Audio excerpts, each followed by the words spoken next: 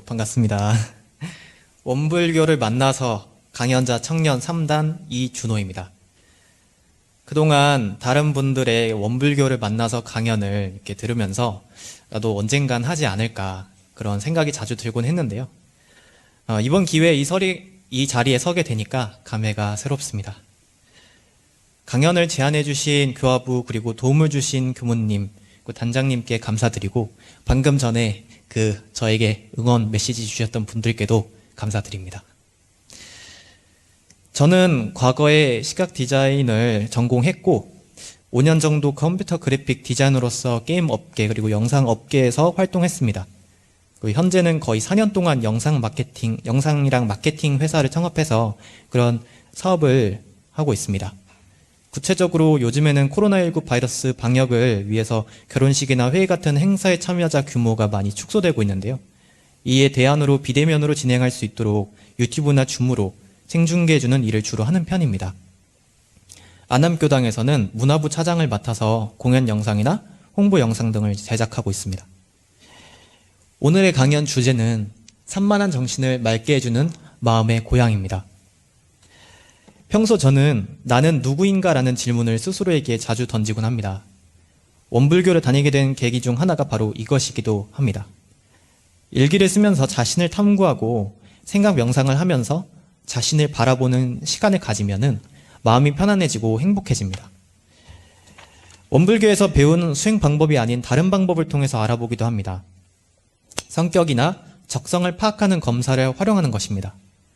예를 들어서 직업 적성을 알아보는 홀랜드 검사에서는 예술형이 나옵니다. 예술형은 상상력이 풍부하고 창작하는 활동을 즐기는 성격입니다. 그래서 그런지 현재 전공과 직업의 만족도가 높은 편인 것 같습니다. 이 외에도 다양한 성격 검사들이 존재합니다.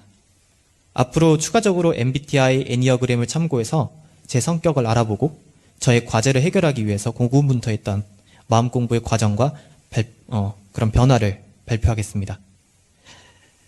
여러분, 나의 성격을 객관적으로 바라보기 위해서 성격 검사를 받아보신 적 있습니까? 최근에 MBTI가 유행이어서 아마도 본인의 MBTI 유형 정도는 알고 계실 것 같습니다. 저의 유형은 ENFP입니다. 정열적이고 활기가 넘치며 재능이 많고 상상력이 풍부한 성격으로 스파크라는 별명이 있는 유형입니다. 애니어그램으로도 살펴보겠습니다. 애니어그램은 9가지 유형으로 성격을 구분해 놓고 있습니다. 그중 저는 7번 유형입니다. 이 유형의 별명은 열정적인 사람, 만능가입니다. 호기심과 낙천주의, 모험심을 가지고 삶에 접근하기 때문에 자신의 주의를 이끄는 거의 모든 것에 대해 열정적이고 항상 배우는 자세로 사는 성격입니다. 그래서 별명처럼 할 줄 아는 것도 많고 다방면의 지식을 가지고 있습니다. 홀랜드, MBTI, 그리고 애니어그램에서 공통적으로 보여지는 내용들이 있습니다. 바로 호기심과 열정, 그리고 재능, 상상력이 풍부하다는 것입니다. 열정적으로 하루를 보낸 밤에 쓴 일기 하나를 들려드리겠습니다. 많이 힘들다. 아직 오후 8시밖에 안 됐는데도 눈이 무겁고 힘이 많이 빠졌다. 아무래도 오늘 일이 많아 저녁엔 이런 상태가 된 거겠지? 이런 기분 오랜만에 느껴본다. 이건 나쁜 일이 아니라 좋은 일이다. 그만큼 오랜만에 열심히 살았다고 할 수 있게 다행인 것이다. 너무 오랜만에 촬영도 하고 대청소도 하고 밖에 돌아다니기도 하면서 열심히 일한 보람이 있다. 나 예전에 그런 말 한 적 있었지. 감격의 순간을 참지 못하고 울음을 터뜨린 만큼 열심히 살아보겠다고. 아직이다. 아직 시작이다. 그리고 이런 말도 했다. 힘들어질 때 조금만 더 노력하면 그게 다음엔 내 한계로 성장하는 것이라고. 기쁘게 받아들이자 내일 더 큰 일을 하기 위해 오늘 충분한 연습을 한 것이다. 피곤하다고 내일은 대충 살겠다고 생각하지 말자. 피곤하니까 더 푹 잠들 수 있잖아. 하루 일과를 잘 마무리했으니 푹 쉬어 에너지를 충전하기 좋겠지. 그럼 내일은 다시 활기차게 시작해보는 거야. 오늘보다 더 성장하기 위해. 이렇게 힘들지만 더 성장하는 과정이 있기에 오히려 좋다는 마음가짐을 가지고 있음을 알 수 있는 그런 일기 내용이었습니다. 그런데 무엇이든 항상 좋은 면만 있는 것은 아니듯이 호기심이 많은 만큼 새로운 자극을 받지 못하면 스트레스를 받고 열정적인 만큼 한 가지 일을 끝내기도 전에 새로운 일을 벌이고 재능이 많은 만큼 지나치게 인정을 요구하고 상상력이 풍부한 만큼 생각이 과도하고 딴 생각이 많아서 집중력이 많이 부족한 것이 약점입니다. 그러니까 약점을 한마디로 정리하면 산만하다입니다. 그런 산만함 때문에 끊임없는 생각으로 아파진 머리, 집중하지 못해 잃어버린 현재를 찾는 데 큰 도움을 받았던 것은 선입니다. 정전 수행편 좌선법의 한 일부 내용인데요. 대범, 좌선이라 함은 마음에 있어 망념을 쉬고 진성을 나타내는 공부이며 몸에 있어 화기를 내리게 하고 수기를 오르게 하는 방법이니 망념이 쉰즉 수기가 오르고 수기가 오른즉 망념이 쉬어서 몸과 마음이 한결같으며 정신과 기운이 상쾌하리라. 선을 통해서 고요함으로 들어간다는 것은 상상으로만 존재하는 마음 상태인 것만 같았습니다.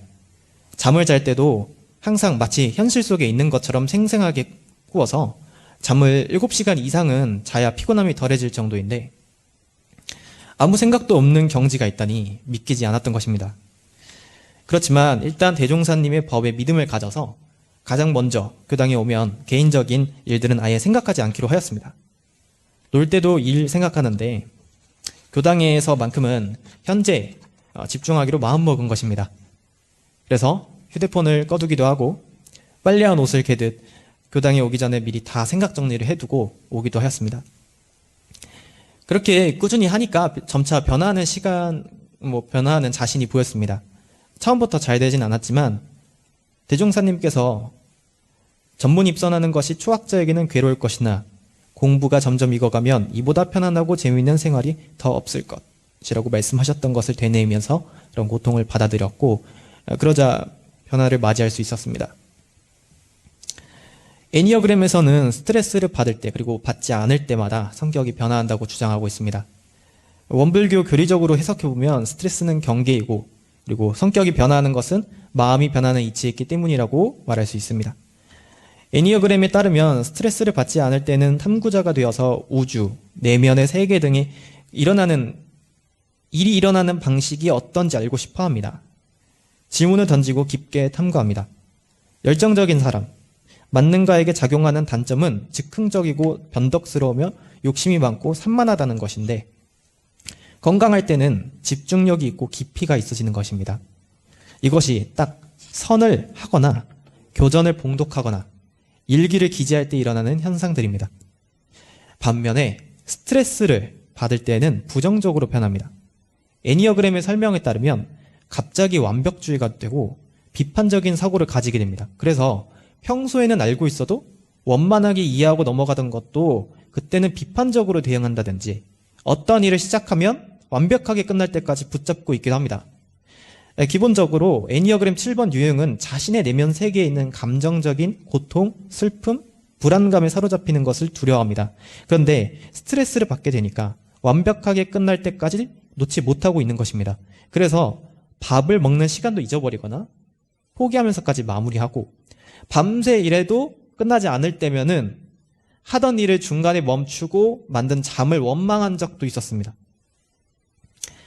그런데 마음은 변합니다.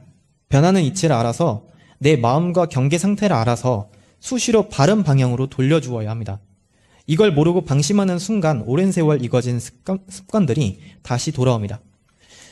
대종경 요음품 9장에서 대종사 이런 말씀이 있습니다. 대종사 말씀하시기를 어리석은 사람은 근심과 걱정이 있을 때는 없애기에 노력하지만은 없을 때는 다시 장만하기에 분주하나니 그러므로 그 생활에 근심과 걱정이 닿을 날이 없나니라.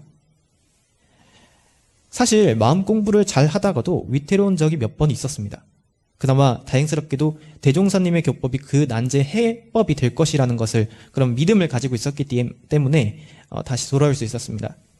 만일 이 회상과 인연이 되지 못했다면 파란 고에서 빠져나오기가 무척 어려웠을 것입니다. 저는 새로운 자극을 통해서 활력을 얻는 성격이라고 말씀드린 바 있습니다.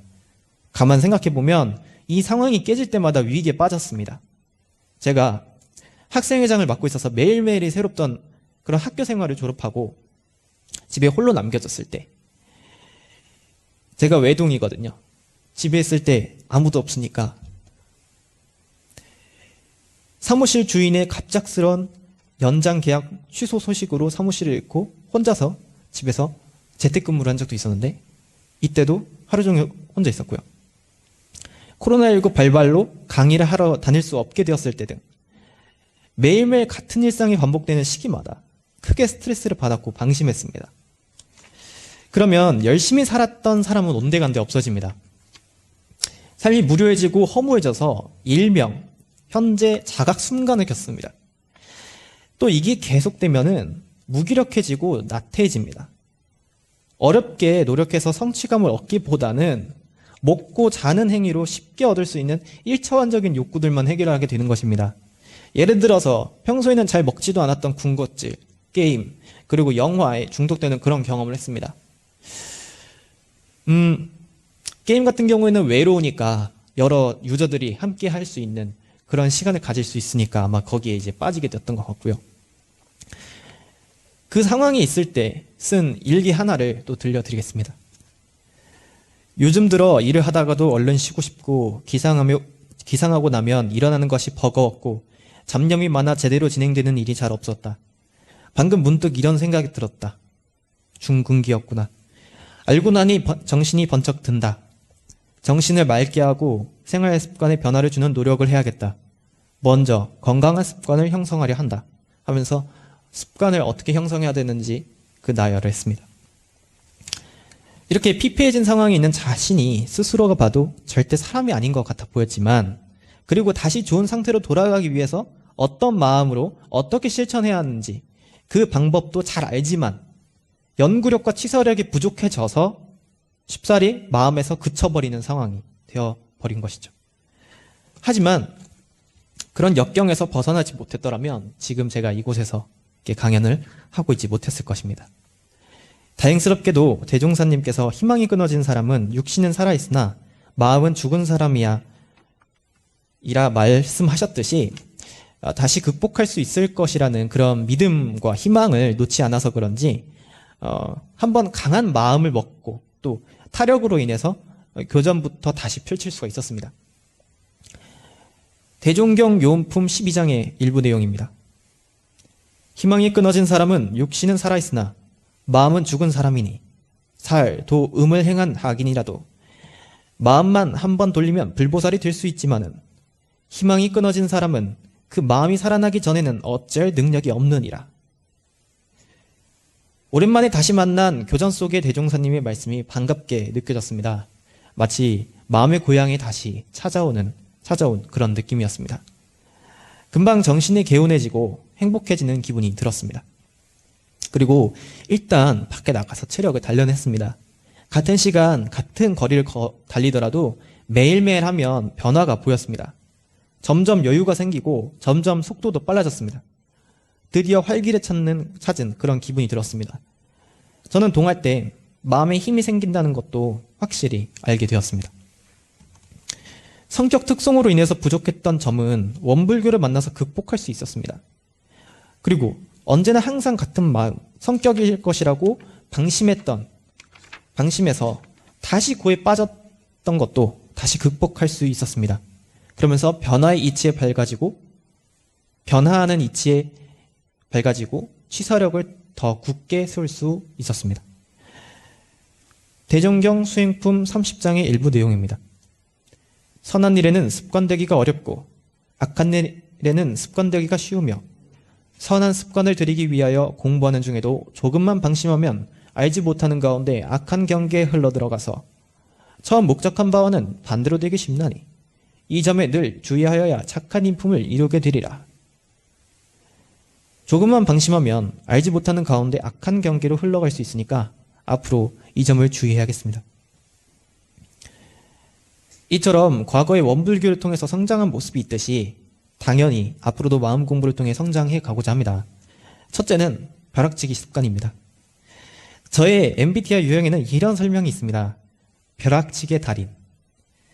마감이 임박해서 일을 처리하는 것이 더 집중력 있게 하고 좋은 결과를 만들어낼 때도 있지만 한 가지 일만 하는 것도 아니고 여러 일을 하는 만큼 한 가지 일에 밀리면 이 문제가 계속 반복이 됩니다. 계속 되기 때문에 유념해서 지킬 필요가 있음을 지금 느끼고 있습니다. 둘째는 고민을 잘 말하지 않는 것입니다. 이것도 저의 MBTI 유형의 설명에 나와 있더라고요. 남의 속 얘기를 들어주는 경우가 많지만 정작 자기의 고민이나 비밀은 정작 친한 친구가 아닌 이상 말하지 않는다. 남들은 어려울 때 자신에게 털어놔도 괜찮다고 말하지만 그 말대로 하기가 쉽지가 않습니다. 부모님께도 마찬가지입니다.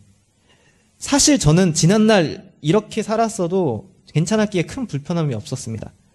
근데 성장 과제로 삼은 이유는 원불교에서는 어떠한 상황에 감각된 일이 있으면 지도인에게 감정을 받아야 하기 때문입니다. 가끔 도반들의 이야기를 들어보면 어떤 사람은 다른 사람들에겐 차마 말 못할 고민거리도 교무님께 말씀드려 극복했다고 말합니다. 근데 아직 한 번도 제대로 교무님과 깊은 대화를 해본 적이 없는 것 같습니다, 저는. 하지만 공부인으로서 지도인과 심통하는 제자가 될 수 있도록 큰 마음을 먹고 한번 찾아뵈어야겠습니다. 교당에 다닌 지 어느덧 6년 차입니다.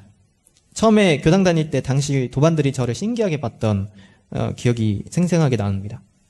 도반들의 이야기를 들어보니까 대부분 가족이나 친구 아니면 직장을 통해서 원불교와 인연이 되었는데 저는 원불교와 연관된 사람이 없었고 스스로 교당의 문을 두드리고 왔기 때문이었습니다. 친하지 않은 내 친구 중에서 크게 드러내지 않았던 친구가 한 명쯤 있었을지도 모르겠습니다만 직접 영향을 받지는 않았습니다. 당시 같이 있었던 한 도반이 언젠가 말하기를 며칠 다니다가 금방 그만둘 것 같았다고 합니다. 그 우려는 달리 현재까지도 다니고 있는 이유는 좋다고 느낀 점들이 있었기 때문일 것입니다. 사실 전 종교에 대해서 비관적인 태도를 가지고 있었습니다.